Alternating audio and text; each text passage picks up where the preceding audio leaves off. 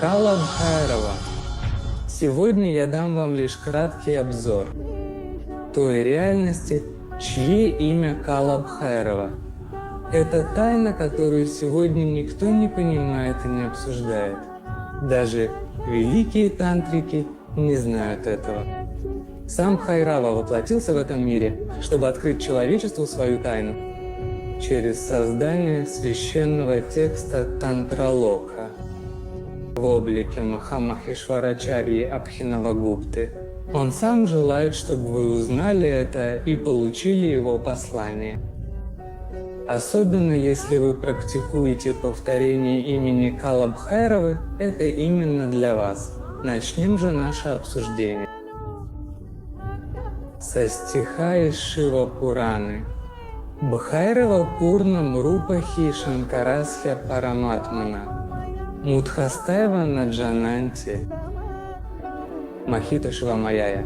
Тот, кто есть Параматма, кто есть Шанкара, именно его полным воплощением является Бхайрава.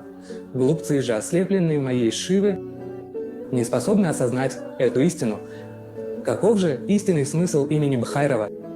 Я глубоко изучил 10 значений его имени по священным писаниям. Одно из них я объясню здесь, основываясь на Шива-сутра. Слово «бхир» означает «время», или же «кала». Бхани Накшатрани Рьяти. При Рьятите Бхайра именно время побуждает созвездие к движению. Солнце, Луна – все эти космические объекты. Если они находятся в движении, то лишь благодаря времени. Поэтому время называют бхир. Однако есть великие йоги, которые в своей практике иссушают само существование времени, бхирам шашанатити, Бхайрава. Именно поэтому таких йогов называют бхайравами, ведь время перестает существовать для них. Они буквально выжимают саму суть времени. Они находятся на таком уровне йоги, что время больше не имеет над ними никакой власти. Они вне времени и пространства, в состоянии самадхи, где время становится несуществующим, таких йогинов называют бхайравами. И поскольку Шива является объектом их поклонения и является им в самадхи, даруя им свои видения, именно поэтому его имя – это Бхайрава. Он Кала Бхайрава, потому что само время трепещет перед теми йогами, чьим божеством является Бхайрава. Время кричит от ужаса, видя их. Именно поэтому его зовут Кала Бхайрава. Бхайрава Бхай означает страх, а Рава – это Раванти – кричать, кричать от сильного страха. Это имя обладает великой силой, ведь если вы просто осознаете его смысл, прочувствуете его на своем опыте, то вы обретете самого Бхайраву.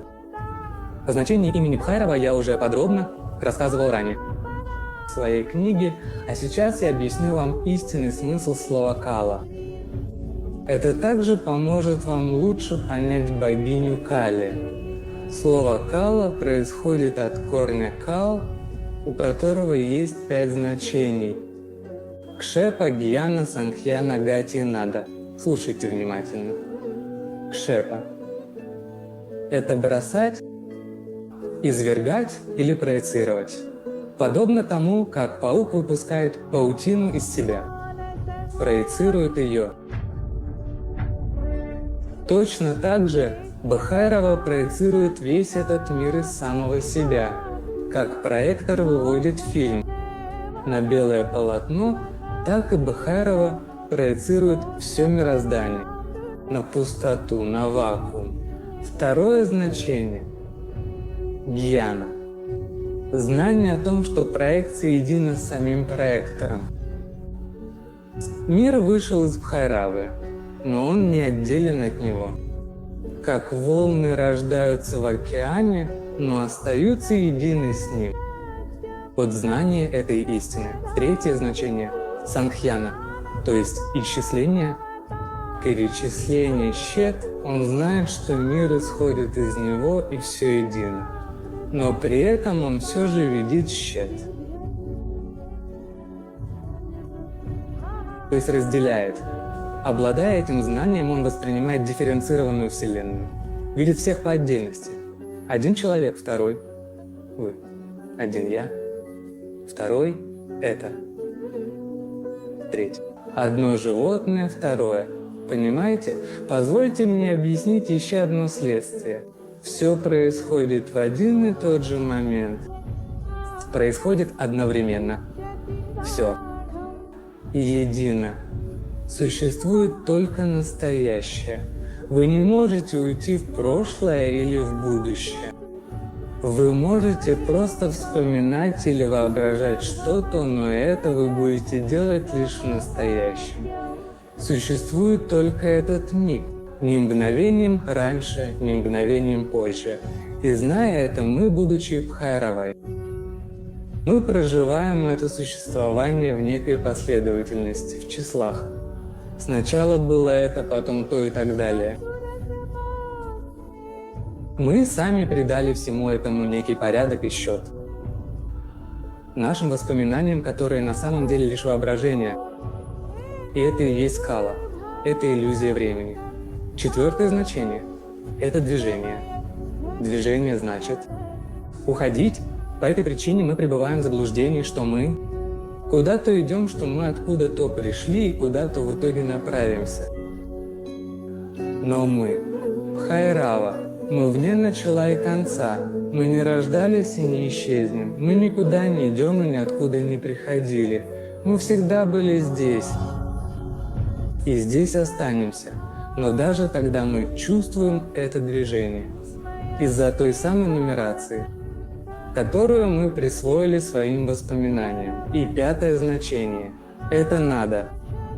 То есть вибрация, пульсация. Абхинавагупта определяет это так: нада сватма парамарша.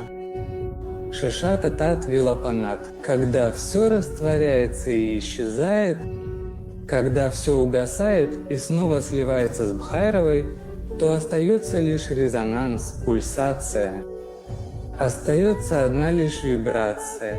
Это и есть нада. Несмотря на все иллюзии, основой всего является этот звук. Нада самопознания.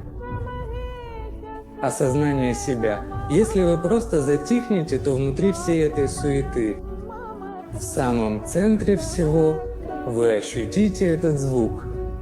Это тоже значение Калы. Вот 5 смыслов имени Кала Шеша, Вьяна Санхья, Гати Нада. Повторять имя может каждый, но пока вы не проживете эти значения его имени на своем опыте, вы не сможете по-настоящему познать Кала Бхайраву, пока вы не достигнете той самой самадхи поглощения времени.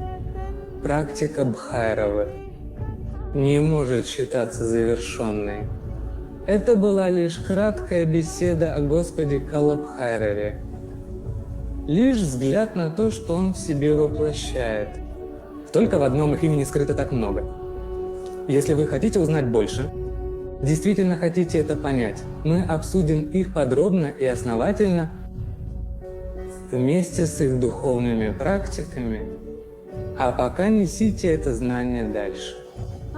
Расскажите людям эту истину в себе.